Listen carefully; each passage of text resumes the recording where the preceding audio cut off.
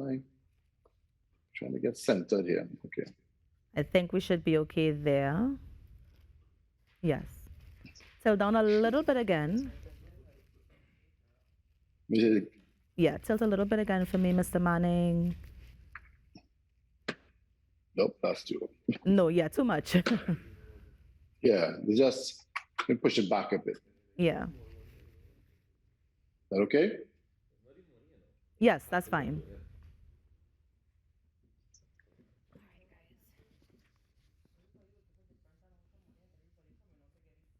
All right, Mr. Manning, one more thing. Too much headroom, so give me a little touch again.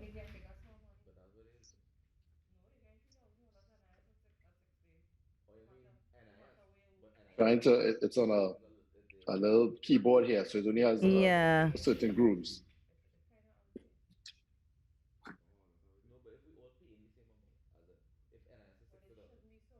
How about that? All right, just move a little bit to your left. All right, stay right there. That's good. It's all right? Yep, all good.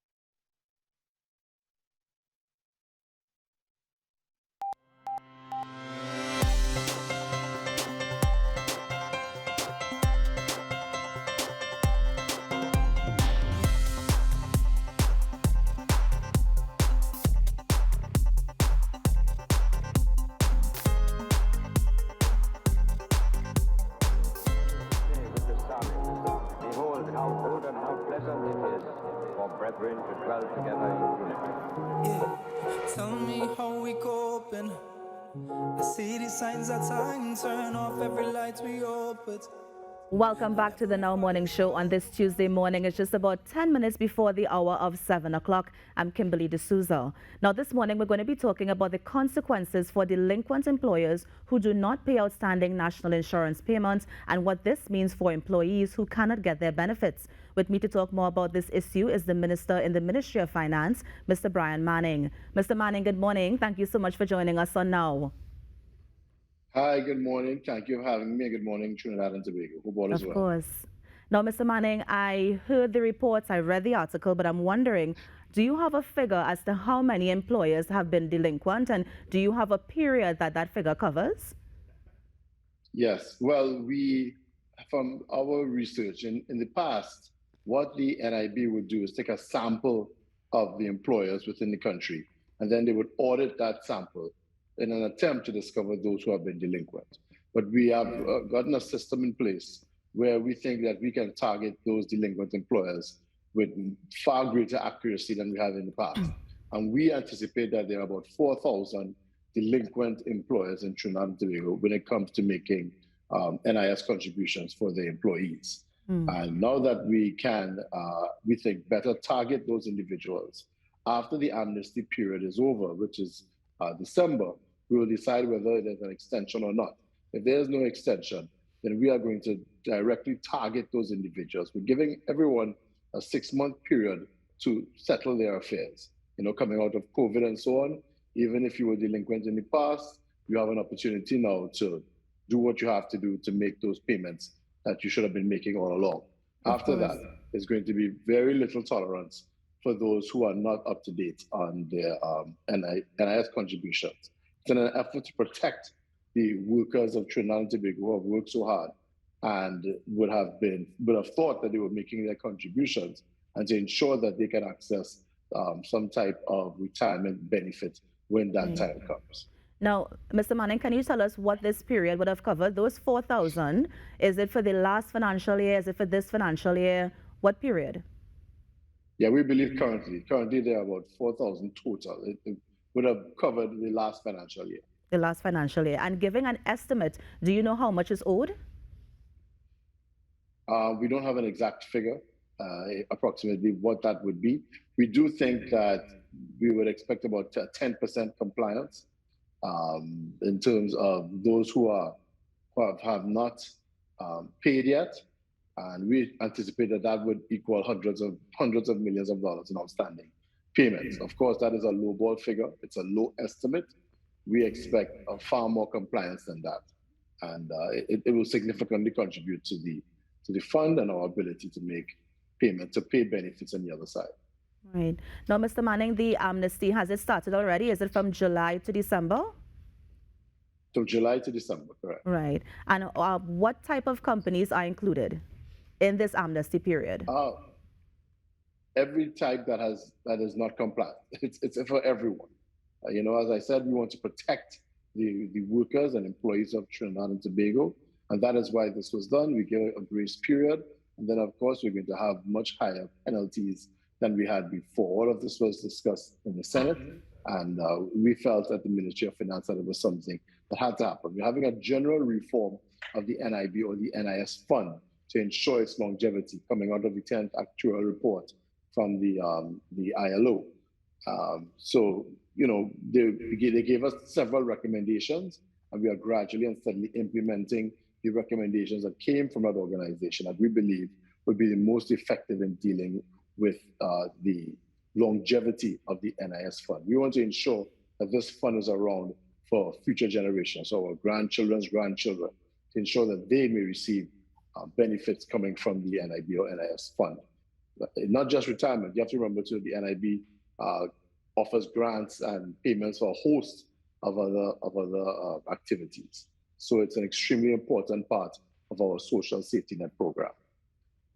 So, Mr. Manning, we've identified these 4,000 employers. We are giving them that July to December period. I mean, what's next after this? After the grace period? Yes, after the grace period. After the grace period, we go after them systematically. The NIB has the resources to audit these employers, and we're going to begin auditing them one by one. If you are found to be delinquent, you're going to face the full brunt of the penalties that you are eligible to receive. So that's it. That's why I said, winter is coming, and there's nothing that's going to be. There's not going to be any after the grace period. There's not going to be any sort of negotiation or discussion. We are going to be extremely strict because workers deserve the benefits that they have earned. And we understand if during the COVID crisis, you came into a bit of a challenge and you maybe have been slightly delinquent on your payments. But there are also persons out there who have been willfully neglecting to make NIS payments for their employees. And those persons, we're really not going to have much tolerance for. They should immediately approach the NIB, say, look, I have been delinquent and I'm willing to pay. How can we make this right? Whether you decide on a payment program, whatever it is, you need to get your house in order, because after the amnesty period is over, there's not going to be any room for discussion. Now, Mr. Manning, as much as winter is coming, I know you would have heard the comments from the opposition that believe that this law is protecting employers who are doing wrong. I mean, how do you respond to that? I have no idea how anyone in the opposition can look at this and say that it is protecting employers. Also, remember that in 2012, the opposition, when they were in office during the dark ages, from 2010 to 2015, they implemented a similar amnesty period for NIS contributions. So I have no idea why it was good then, but all of a sudden it's bad now. Now, Mr. Manning, this waiver, as we could probably call it, was brought under the National Insurance Amendment Bill 2022. I mean, what other clauses can speak to the waiver that we're talking about now in the bill? What other, sorry, say that one more time? So the bill, the waiver that you're talking about is under the National Insurance Amendment Bill 2022. What other clauses are there under the bill? I don't remember offhand the exact clauses, but we had to amend several pieces of legislation to ensure that we weren't in violation of the law and that we can increase the penalties which delinquent employers would have to face. I know that it increases the fines that they would have to pay. Also, it increases the possible jail time that they would have to face. And that required the amendment of several laws which came under this piece of legislation. Right. Now, while the law, or I would rather say the waiver covers employers who have been delinquent, are there any waivers for, let's say, sole traders who are also not paying their NIS? Yes, there's also been a move in terms of a total reform of the NIS fund to include daily rated workers and also the self-employed. That will come into effect soon. We've had a study and a report on that, and we are looking to start implementation of that maybe before the end of the year, where we allow those that have been self-employed to come in on a phased basis. Of course, we have to be very careful in terms of how we do that to ensure that these persons would not have been employed before in some cases and have made several contributions, or that there are persons who are not trying to beat the system in terms of claiming now that they were self-employed when they really weren't. So that's going to take a bit more of management and people power in terms of getting that done correctly, but it is absolutely the intention of the NIB to include the daily rated workers, as I said, and also the self-employed, so that they too can receive benefits when it is time for them to retire. Nice. All right, and I'm going to switch gears quickly, Mr. Manning, because we only have a few more minutes. The consultations are still going on in terms of raising the retirement age to 65. Can you provide an update on those consultations thus far? Yes, we've spoken about most of the trade union movement to the business association, and those should. Mr. Manning is still there? Be concluded. Hello, can you hear me?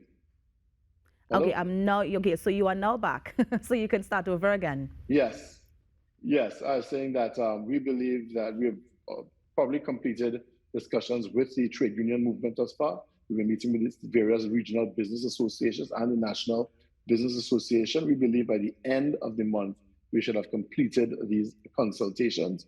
And then from there, of course, we'll take all of the feedback that we've gotten from the various agencies and decide on the proper legislation and so on. And then that will be put out for public consultation. And then, that's how bills and legislation is developed and moved forward in Trinidad and Tobago. And Mr. Manning, finally, I just have to ask you, I was reading that the government is not in support of cryptocurrency. Quickly, any reason why the government is taking this decision? Yeah, there's just no financial support for cryptocurrency. And if you look at the news, there have been so many scams out there. People have lost so much money for it. There's just no reasonable economic or financial feasibility for cryptocurrency thus far. Will there eventually be digital fiat currency? We completely believe there will be, and the central bank is in a process of working on that. But we don't believe that. Also, when it comes to Bitcoin mining, it uses a massive amount of electricity for uncertain revenues. And of course, as you know, electricity in Trinidad and Tobago is heavily subsidized by taxpayers. So it just doesn't make much financial sense. It doesn't add a whole lot of employees. It doesn't create a significant number of jobs. It just is, in our view, a wasteful use of energy and does not make much sense in terms of its ability to benefit Trinidad and Tobago. Okay. Well, Mr. Manning, thank you so much for coming on the Now Morning Show and just, warning those delinquent employers about that amnesty period to get their NIS payments in. Thank you so much for joining us on Now. Thank you for having me. All the best. Enjoy the rest of your week. You too. And that was the Minister in the Ministry of Finance, Mr. Brian Manning, just warning those delinquent employers again. I also love how he mentioned that something is going to be in place for sole traders and those daily paid workers. So we look forward to that.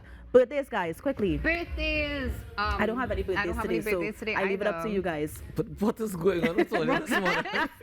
I don't know any more cancers. I'm sorry. All right. I mean, we can yes. continue to celebrate mine. Well, we can continue to celebrate you. I mean, we could. Yesterday, did you always know that Nicola shared your birthday? Yes. Okay. Nice. All right. Well, big up to Nicole. You mentioned her yesterday as well. We say happy birthday to her. And happy birthday to you if you're celebrating your birthday today. Of I course. had a couple. Ivory Hayes. Ivory, happy birthday to you. I hope that you have a great day today and you enjoy it to the absolute fullest. And you teach some nice classes today and have a good time doing Lovely. so. Also want to say happy birthday going out to choreographer and dancer extraordinaire Miss Jamie Filbert, celebrating her birthday today. Jamie, hope that you have a magnificent day today. and keep being as bold as you are. Yeah, Yes. Jamie is amazing. I know Jamie through a friend, and I saw some of her art pieces in East Yard in Yes. Arima. Oh my gosh, it's amazing. It's really, And she's been really doing some amazing. fantastic work. Yes. And, you know, she did some work with the IDB as well, where they were making stick fights into animation. And it was very interesting to see parts of the process as it was happening. So Yeah. good morning to you, Jamie. Hope you have a great day today. course. And if you're celebrating your birthday today or celebrating anything today, we say happy today to you. I hope that you Happy make the today most to of it you. and you enjoy it to the absolute fullest. All right, we still have a lot more.